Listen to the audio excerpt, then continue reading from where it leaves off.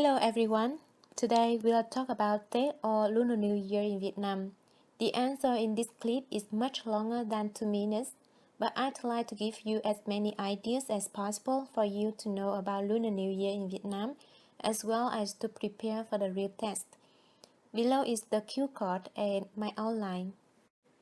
Okay, now we go to the first question. When does Lunar New Year take place? Lunar New Year normally falls in between late January and early February. This year, Lunar New Year is 28th January 2017. Next question, why do we celebrate it? I think it is totally similar to New Year celebration. We celebrate a year of hard work, have a good rest, and relax with family, and then sit down to make a New Year resolution, and then wish for a lucky and prosperous coming year. The following question is, what do people in Vietnam do during this festival? Before the celebration, we normally need to clean up the whole house. We wash blankets, take curtains down, remove old hooks and wash them. Then we sweep our house, rearrange furniture and other things. We'll throw all old clothes, newspapers, etc., which have piled up in the house corner throughout the year. For those things we don't use anymore but still in good condition, we'll donate them to charity or give them to poorer people. House cleaning usually takes 1 or 2 days and is very tiresome. After cleaning the house, we'll display traditional Lunar New Year decorations such as flowers and a 5-fruit tray.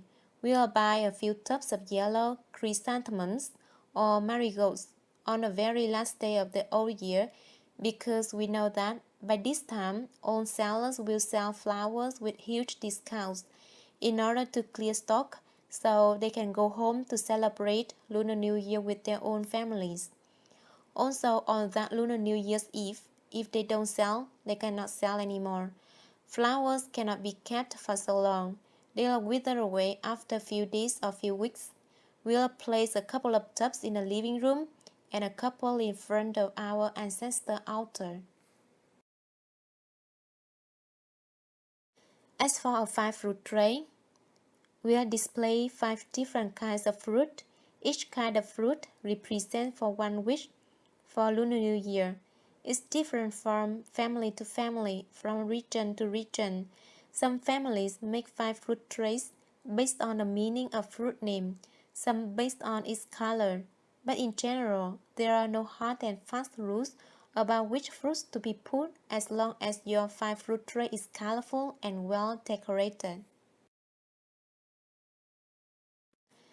We also have reunion dinners served with bánh chưng, whole boiled chicken, Vietnamese sausages or bologna, and pickled onions. After reunion dinners, some of us may gather in front of TV and watch Táo Quan shows. Some youngsters like us may play cards and gamble a bit. My family don't allow us to go out to watch fireworks because my parents don't want to be squeezed in the crowds. They just want all of us to stay at home, celebrating important moments together.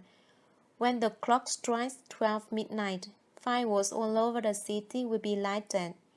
Although we don't join watching fireworks, we still can see fireworks in the distance from the terrace of our house.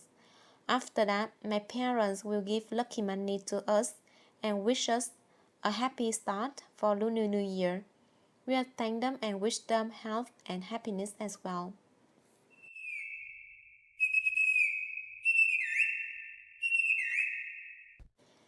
One more custom in Vietnam during this festival is first footing.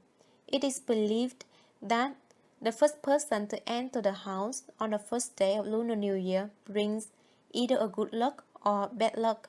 So my parents usually select who will enter the house first. They normally prefer first footers to be male, so I don't visit relatives in the morning of the first day of Lunar New Year, just to be safe, not to bring them bad luck. The last question.